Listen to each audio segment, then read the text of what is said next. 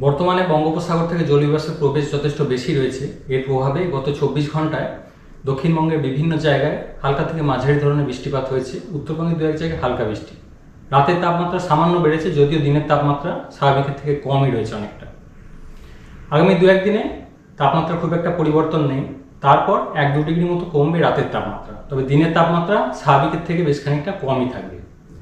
18 তারিখে দক্ষিণবঙ্গে প্রধানত বিক্ষিপ্ত ধরনের হালকা থেকে মাঝারি ধরনের বৃষ্টিপাতের সম্ভাবনা। উত্তরবঙ্গের দু এক জায়গায় হালকা বৃষ্টির সম্ভাবনা, ঘন কুয়াশা থাকার সম্ভাবনা রয়েছে সকালের দিকে।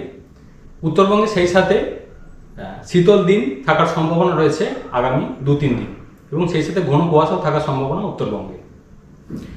21 থেকে 23 তারিখ পর্যন্ত প্রধানত শুষ্ক ওয়েদার দক্ষিণবঙ্গের জন্য থাকবে। 24 তারিখে গিয়ে আবার উপকূলের কাছাকাছি জেলাগুলো দু এক জায়গায় হালকা বৃষ্টির সম্ভাবনা। এর প্রভাবে বিশেষ করে 18 তারিখের যে বৃষ্টিপাত, সেই কারণে কৃষকদের বিশেষ করে শাকসবজি, ফসল, ফলমূল এইগুলোর ক্ষয়ক্ষতির সম্ভাবনা রয়েছে।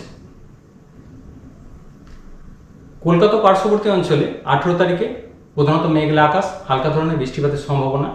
পরবর্তী কয়েকদিন শুষ্ক ওয়েদারই থাকবে, তবে দিনের তাপমাত্রা 20 থেকে 22 ডিগ্রির মধ্যে থাকবে। রাতের তাপমাত্রা 16 বা 15 ডিগ্রি কাছাকাছি থাকবে। দিনের তাপমাত্রা স্বাভাবিকের থেকে অনেকটা কমই থাকবে কলকাতার জন্য। দার্জিলিংয়ের ক্ষেত্রে 22 তারিখ পর্যন্ত বৃষ্টি বা তুষারপাতের সম্ভাবনা রয়েছে হালকা ধরনের। তাপমাত্রা মোটামুটি 3-4 ডিগ্রির কাছাকাছি সর্বনিম্ন তাপমাত্রা দার্জিলিংয়ের ক্ষেত্রে।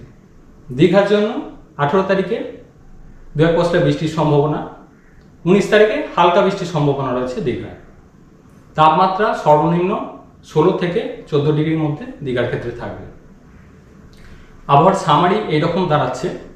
18 তারিখ দক্ষিণবঙ্গের জন্য হালকা থেকে মাঝারি ধরনের বৃষ্টিপাত বিক্ষিপ্তভাবে থাকার সম্ভাবনা রয়েছে। 19 তারিখে উপকূলের কাছাকাছি জেলায় দক্ষিণবঙ্গে বৃষ্টিপাতের সম্ভাবনা। 19 তারিখে সকালে দক্ষিণবঙ্গে ঘন কুয়াশা থাকার সম্ভাবনা রয়েছে। উত্তরবঙ্গের জেলাগুলোয় 18 থেকে 20 তারিখ এই পিরিয়ডটায় শীতল দিন থাকার সম্ভাবনা, অর্থাৎ দিনের তাপমাত্রা স্বাভাবিকের থেকে প্রায় 5 ডিগ্রির মতো কম, এবং রাতের তাপমাত্রা দু এক জায়গায় 10 ডিগ্রির নিচে থাকার সম্ভাবনা রয়েছে।